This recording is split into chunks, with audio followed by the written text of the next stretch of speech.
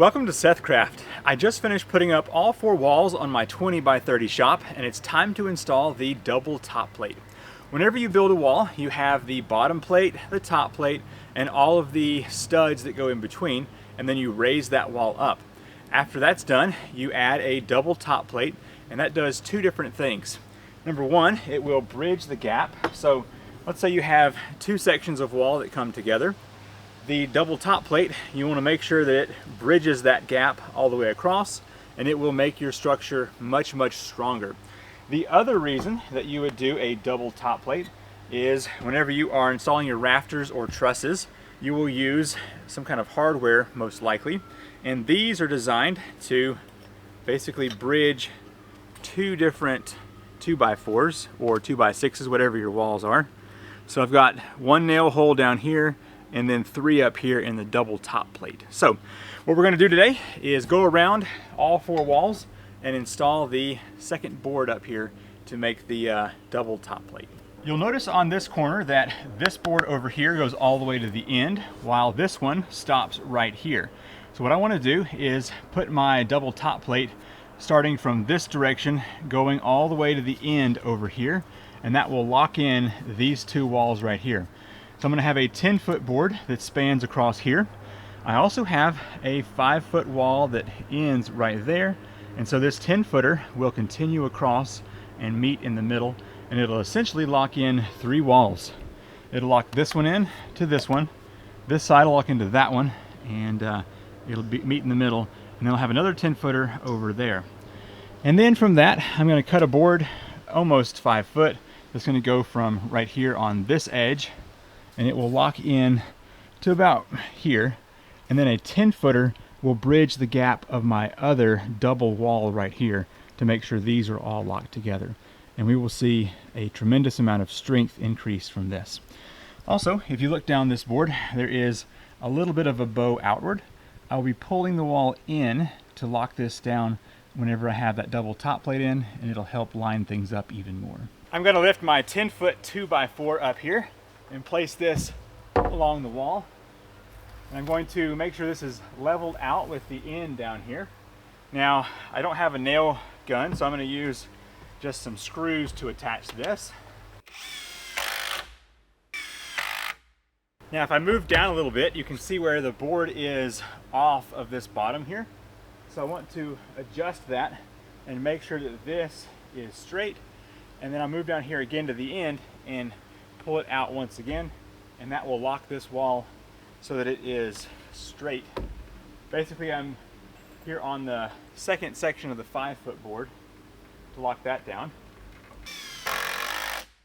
Move this over so that it's nice and flush, and I will lock this side down. If the top plate wasn't here, I would have at least a 1/2 inch of play up here, and that would not be ideal. I'm going to stagger every foot or so and just put a screw in, and that'll make sure everything is well secured here. All right, the next board is going to butt up against this one and go all the way to the other end of the building.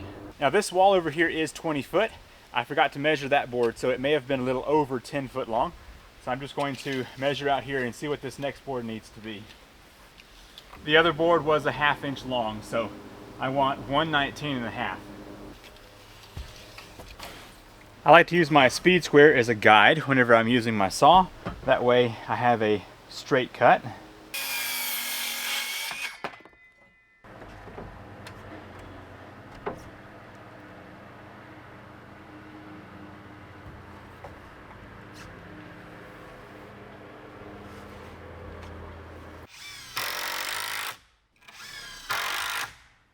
Where these two walls are combined, it's especially bowed outward, so this double top plate is going to make a huge difference in bringing this back to square. So very good.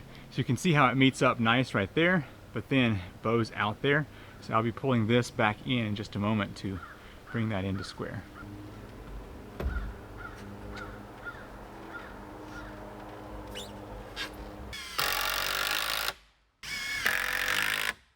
I now have the first 20-foot wall totally locked down with this double top plate.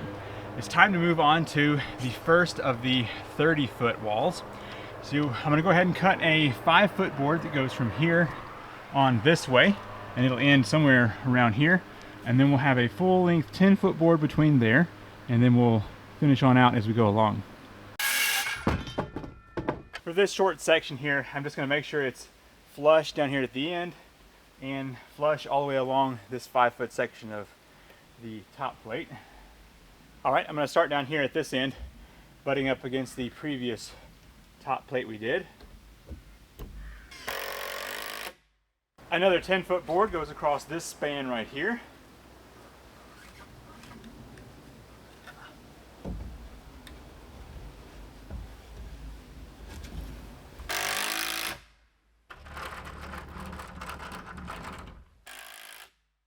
Before I put the 5-foot board on this side right here, I want to go ahead and put the other 10-foot board here on the front.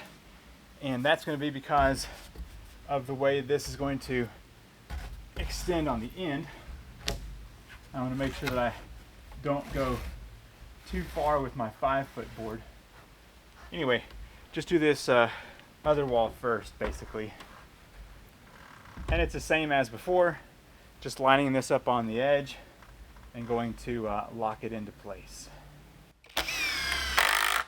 Now that I have this board in place, I can measure between these two and cut down the last one for this side here. 52 1/4. The first wall that we did is complete, and as you can see, so is the second one here.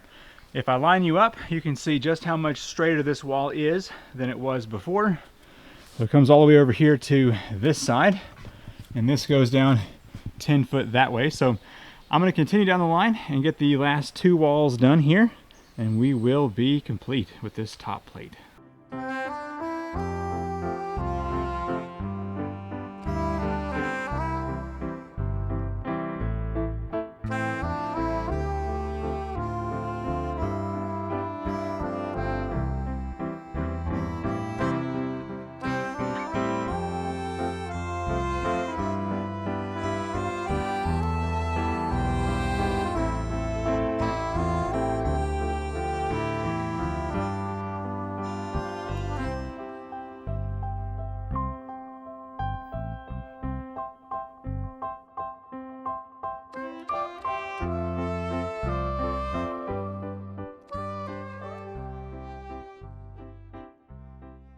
The top plate is now on the front of the building, and now this 30-foot side over here is done as well.